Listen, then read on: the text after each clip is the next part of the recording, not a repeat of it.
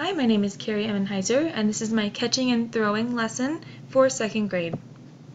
So I would focus on standards 1.8 and 1.9, which focus on both throwing and catching. And I would group my students off as ones and twos. So for the activity, there would be two parallel lines. One line would be my ones, one line would be my twos, and then ones and twos would be partners. So your partner would be across from you. And so for the equipment, I think the most important equipment here would be the balls. And so that's the main part of the lesson. And then the speaker and the phone are also important because they would play music for the students for the last part of the lesson. So to get my students engaged, I would like to use a song called Jump by Patty Shukla. This is a really fun song that gets students to stand up, dance, jump, and it's really fun. It gets them to sing too. So leaving their classroom, I would have my students walk in a single file line, and I would have the expectation that they would be quiet so that they don't disturb other classrooms. So for the location, I believe that the best place is a field with grass and flat land, so no holes or too many hills. But on a rainy day, it would work in a classroom or in a school gym. And to have my students warm up, I would have them warm up to the song Jump by Patty Shukla. It's super fun, and they would warm up their bodies by dancing. And it's accessible. The YouTube link is going to be right here. And then so to assemble my students, so first during the warm-up, I would have them in a scattered circle, and they would stand each an arm's length apart.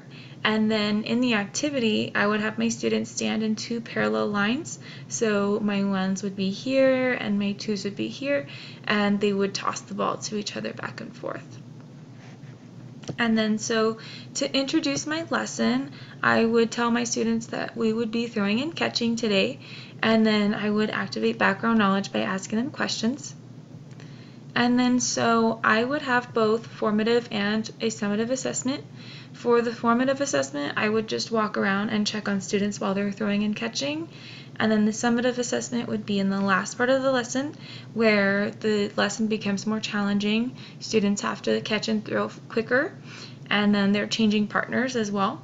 And so during the summative assessment, I would walk around and count how many students are dropping the ball and keeping the ball. So if a student has dropped the ball more than 4 times out of 5, then they have not mastered the skill, and I need to go back and reteach it.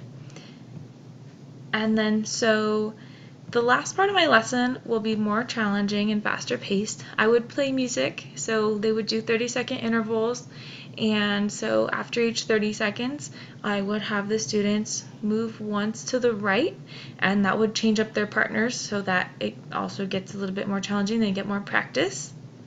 And then for the closure, I would have my students cool down and stretch. So they would do some leg stretches and some arm stretches, and then I would tell them about the next activity that we're doing, and I would want the next activity to also involve the same skills that we worked on during the catching and throwing lesson, just to reinforce those skills. And then when my students are returning to class, once again, I would have them walk on a straight line, and I would have the expectation of them being quiet and respecting others.